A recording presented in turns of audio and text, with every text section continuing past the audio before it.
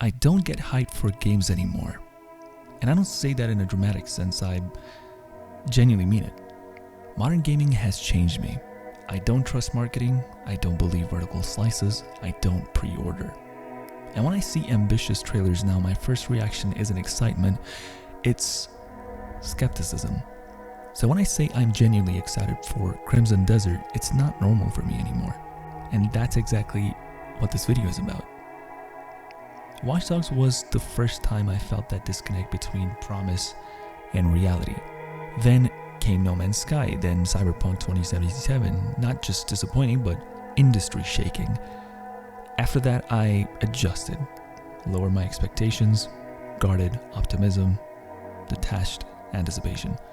The only studio that makes me feel safe is Rockstar Games, and I know they have sinned before with Defective Edition, GTA Plus, and Expanded and Enhanced, but I am hopeful for their next project. Which is why what I'm about to say feels strange. Crimson Desert is now in my top 2 most anticipated games, alongside GTA 6, and that hasn't happened since Red Dead Redemption 2. I was extremely hyped about Red Dead Redemption 2 because we had seen the track record of Rockstar Games, and Red Dead 2 delivered. It wasn't perfect, but it delivered on its ambition. Its world felt alive, the systems worked together, it respected immersion. That was the last time I felt that childlike excitement mixed with adult confidence. Though, I feel a bit skeptical about Crimson Desert and also excited. It's pulling both of those feelings at the same time.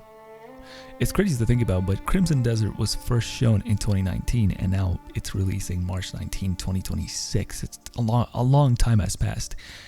That is a long development cycle. Not a 2-year rushed game whatsoever. And the hype didn't explode initially, by the way. It grew over time. Every showcase added something new, more systems, more skill, more ambition. Instead of feeling like smoke and mirrors, it started feeling confident.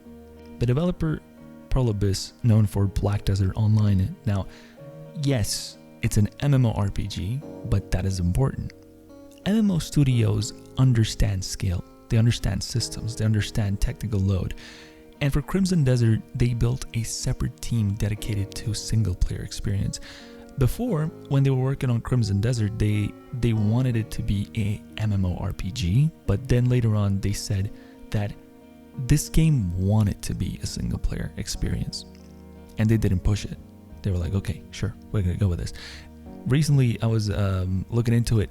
They even added a particle slider after player feedback. That's responsiveness. They showed a 52-minute uninterrupted gameplay demo, and they have been allowing people to, play their games at events, which shows confidence. The world of Pywell is very well designed. They know what they're doing, by the way. One of the representatives in an interview said that you might be heading towards a quest and something distracts you along the way. That's the design philosophy I'm looking forward to. I don't want Ubisoft-styled hand-holding exploration. I want to see a tower in the distance and think, what is that? You can go anywhere from the start. Even at high-level zones, you might get destroyed, but you're allowed to try. That's the true open-world sandbox freedom that I'm looking forward to. We have to set some expectations though. It's not trying to be Red Dead's cinematic narrative depth. It's not trying to be Witcher 3's story complexity. It's balancing story and gameplay. And I'm totally fine with that. I'm looking forward to a game that is puts me in a world and I can just do whatever I want. So I'm looking forward to that. Pywell is massive. There's multiple regions, there's green mountains and rivers, there's homeland of Greymans, which is Pyloon, there's political and military centers, science and tech hub, there's the Crimson Desert itself, the lawless Red Sands, and one of the most interesting things, when they were like, hey, this is not enough, let's put another thing on top of this, they have the above everything land is called the Abyss, and reminds me of Gravity Rush, by the way. It's they went up above and beyond. The draw distance look insane. You can stand at a high vantage point and see far into the distance. That visual clarity fuels exploration. You know, you can see a tower from a distance, and you could be like, oh my god, I want to go explore that. And it's very like visual driven, and according to some people, the map is allegedly twice the size of Red Dead Redemption 2, but I'm not looking forward to that. I feel like if the map size mean nothing without density, and from what they've shown, it looks dense. Side activities, systems, encounters, hidden towns. They claim there's still content that they haven't even revealed yet, which is crazy because they showed a lot. I know a lot of people have said this, and I kind of want to say this as well, because it's taking a lot of features from games that I love and adore, and the Gray Man's Camp is one of them. It reminds me a lot about Red Dead Redemption 2, the camp. I'm not trying to compare it whatsoever, but it just reminds me that, hey, it was a feature in that game, so maybe it's carrying over. But I think it's more than that. You know, over time it expands. You cook meals, farm, move animals, dispatch greymans, upgrade structures, invest resources. It evolves. This isn't just a static hub. It's progression. Maybe there's a probability you can own a house, you can customize your furniture, and you can decorate it. There's also like character customization. You can change haircut, you can change your gear, dye. This adds roleplay depth. It's not mandatory, but it's immersive, so it's a welcome change. It supports the live in the world fantasy, so it's a welcome thing. So far what they showed us, the world genuinely feels alive. The cities are bustling, blacksmiths forging gear, shops and commerce, NPC requests, hidden towns. As I mentioned before, I'm really excited about seeing the hidden stuff. And if that was not enough, they added a law system. You can commit crimes, you can go to jail. Like, they didn't have to, but they were like, hey, you don't have this as well. It's just mind-boggling. Mini games like arm wrestling, arena-style combat, bounty hunting. I at first thought that it was not a thing, but it is, which is crazy. There's fishing, hunting, mining, alchemy from insects and flowers, cooking, bonfires, petting dogs. It just goes on and on. It feels like you have to exist in the game. It's a day-to-day existence, basically. Now, one of the reasons why I really was curious about this game was because it was taking a lot of features from a lot of games that I love and adore. So I feel like the combat itself, if we cover combat, it's taking some stuff from The Witcher. I feel like the flow is from Assassin's Creed Valhalla. I also see some God of War in the combat as well, like the newer and the older God of Wars. Then I don't know if you see this, but for me, in my head, I feel like maybe a little bit of Batman Arkham style counters as well. I'm not sure, but I saw it a little bit, but who knows. And slight soul undertones from Software. Again, I could be wrong, just speculations, who knows. The amount of weapons that they have is beyond imagination. Swords and shields, spears, great swords, dual blades, axes, ranged weapons, mech suits, dragon combat. Like, bro, what? And within that combat, there are so many mechanics. There's grapples, there's slides, dodges, counters, elemental effects, environmental interactions, slow motion moments that reminded me of Max Payne, because, you know, the character was, you know, shoot dodging, and they had slow time and they shot the arrow. I was like, well, what is this? This is Max Payne. So it's not copying anything. It's blending a lot of cool aspects and features from other games and just making a very good, you know, when you have a bunch of ingredients laying around in your fridge and you just like, no, whip out something totally delicious out of it. This is what this game is doing.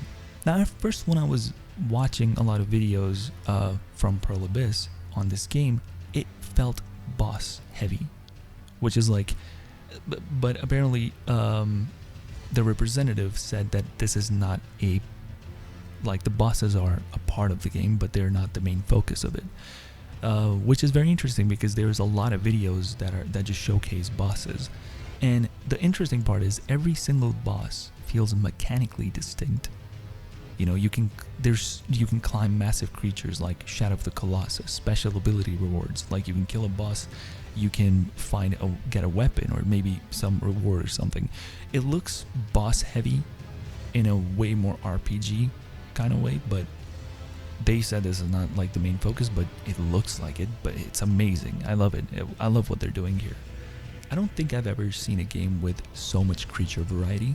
And I've seen so many things that I don't think I can cover them here in this video. I've seen dragons, serpents, yetis, orcs, sorcerers, machines, tree creatures.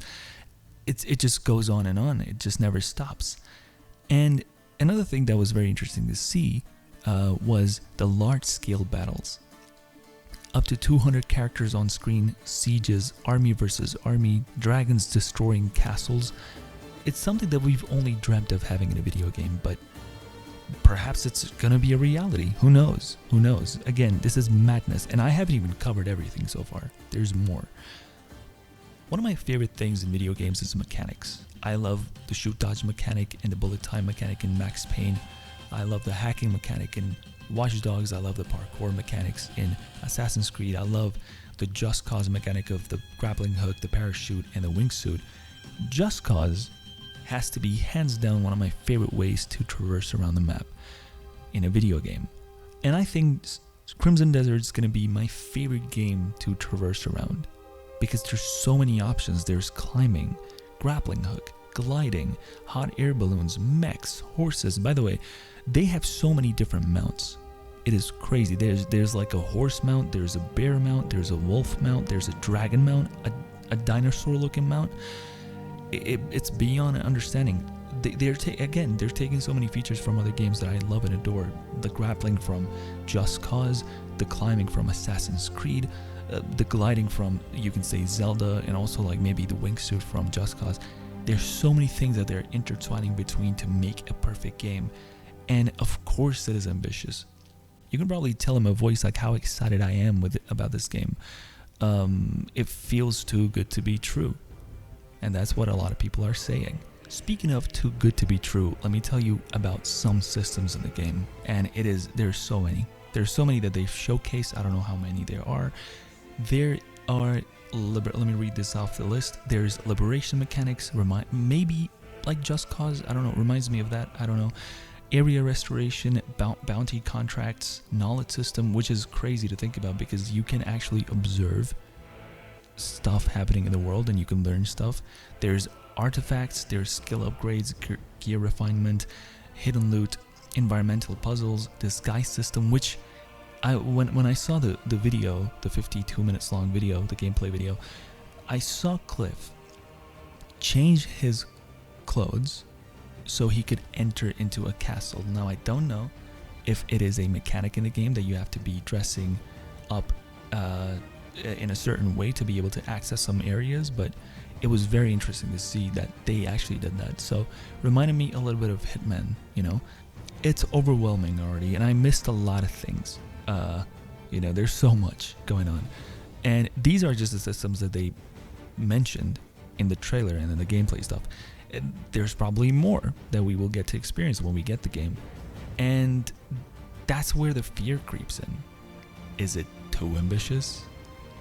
Too many systems? Performance risks? Too good to be true? But then they had a lot of time to work on this. They have been very transparent with the videos that they've sent. Their representative have been very transparent as well in interviews. There's so many things that are pointing in the right direction because they do say that the engine is being optimized based on the game, which don't really worry me about the performance much, but I'm still concerned because they haven't released anything. The system requirements are also very interesting to look at. They have had a lot of MMO experience, which means that they can pull this off. They probably have an understanding of how to build a game like this. Everything from the long dev cycle, transparent demos, engine customization, MMO tech experience, dev responsiveness, it's a pull and push. And that's something that worries me a lot, you know. The stuff that would make me be satisfied with a game is if exploration feels rewarding. I'm not looking into this game as like, hey, I want to get a experience like The Witcher, you know, the narrative of The Witcher, which I mentioned before. If exploration feels rewarding, if the world feels alive, if roleplay feels natural, if I can just exist in Pywell, I can probably forgive a lot of flaws. If certain thing, if the game is not broken to a from a gameplay standpoint. Because immersion matters more than perfection. I'm not looking for perfection in this game. I just want to be immersed in the world and spend some time in Bywell and see what they have cooked. I want to be honest about something. Like, I haven't felt this way in years. I'm skeptical, but I'm also excited. And the fact that I'm having genuine fun just talking about this game, that's saying something. Crimson Desert feels like a remix of everything I've loved. Not a clone, inspired. It's massive. I love what I see so far in the map. System dense, confidently presented, and if it delivers, it might redefine fantasy RPG standards the way The Witcher 3 once did. But if it doesn't, it's the first time since Red Dead Redemption 2 that I felt that spark again. And that alone is worth talking about. Maybe Crimson Desert won't be perfect. Maybe it's too ambitious. Maybe some system won't land. Maybe performance becomes an issue. That's possible. But the part that matters to me is, in an era where I've trained myself to not believe, not to expect, not to get attached, this game made me feel curious again. And that's very rare. Because hype is easy, marketing is easy, cinematic trailers are easy, but restoring curiosity in someone who's been disappointed, that is very hard. So maybe the real question isn't, will Crimson Desert redefine the genre? Maybe, I think the better question is, can a game remind us why we fell in love with games in the first place? Because if it can do that, even imperfectly, then it's already doing something special. And honestly, the fact that I'm even asking that question again, that's why I'm excited. And the old version of me, that one that's been burned by Watch Dogs, by Cyberpunk, and overhyped cycles, is still here. That skepticism didn't disappear. It's still right next to the excitement. And maybe that's the healthiest place to be. Because blind hype ignores reality, and pure cynicism kills joy. Right now, I'm somewhere in between, cautious but hopeful, critical but genuinely curious. And maybe that balance is what makes this different. Not because I think Crimson Desert will save the industry, but for the first time in a long time, I'm allowing myself to feel excited without turning my brain off. If it delivers, it could be something special. If it doesn't, I'll survive. Because GTA 6 is on the horizon. But the fact that a game made me feel that spark again, that mix of childlike wonder and adult awareness, that's already worth something. It's taking so many features from a lot of games that I love and adore, and putting them in a very, very nice package. Like games like Just Cause, The Witcher, God of War, Batman Arkham, Shadow of the Colossus, Breath of the Wild, Red Dead Redemption 2, Hitman perhaps, Skyrim, Assassin's Creed, and the list goes on and on. It's gotten me really excited, and I'm scared to be disappointed. But skepticism doesn't mean that I'm trying to take a dookie on the game. I'm hopeful for the developers at Pearl Abyss, and I expect them to deliver, yet keeping my expectations in check. There's so much to this game that I could just make videos on end. I can make hour-long videos just by talking about it, let alone playing it. But I guess we will wait and see how things go. But anyways, let me know what you guys think of this game. Are you skeptical? Are you excited? Are you neither? Are you both? This has been me, Big G. It was lovely talking about this, to be honest. I'll talk to you in the next video of mine. Have a lovely day. Peace out.